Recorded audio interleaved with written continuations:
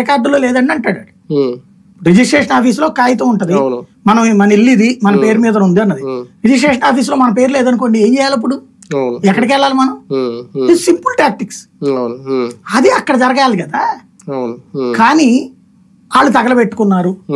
ఏంటంటే ఒక గొడవ నడవాలి కాసేపు. మదనపల్లి ఫైల్స్ ఆ రోజు నుంచి చెప్పాను నేను, ఏం పీకేదేం లేదు అక్కడ.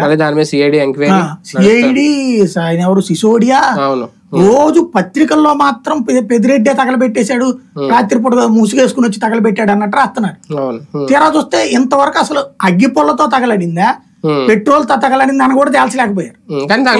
తగలడిపోయి పెద్దిరెడ్డి తగలబెట్టాడు, మిథున్ రెడ్డి అగ్గి పెట్టిస్తే పెద్దిరెడ్డి పెట్రోల్ పోసాడు, వెనక నుంచి మిగతా ఎమ్మెల్యేలందరూ రెడీలో ఉన్నారు అన్నట్టు రాస్తున్నారు. అంటే వార్తల ద్వారా చేస్తున్నాం తప్పించి వాస్తవం ఏంటి?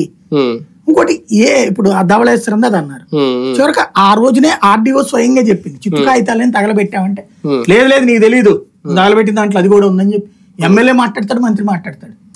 వాళ్ళ దగ్గర నువ్వు చెప్పిన ఏ కాగితం మిస్ అయింది వాళ్ళని అడుగు.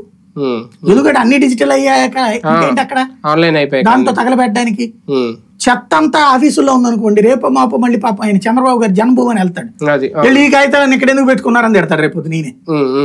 బేసిక్ గా అది అంత చెత్త కింద ఉంటది ఆ ఫైల్ అన్ని, దాన్ని డిజిటలైజ్ చేసుకోవాలి, తీసేయాలి. కానీ ఇక్కడ ఉద్యోగుల కాన్సెప్ట్ లో ఈ ఫైల్ దగ్ధం కూడా నిన్న ఆయన మాట్లాడు, ఒకవేళ ఉద్యోగులే కావాలని దగ్గర ఉండి తగలబెట్టారు అనే ఆరోపణలు చేయడం, అంటే ప్రతి ఉద్యోగులు కూడా గత ప్రభుత్వం ఎవరైతే ఏ పార్టీ అయితే ఉందో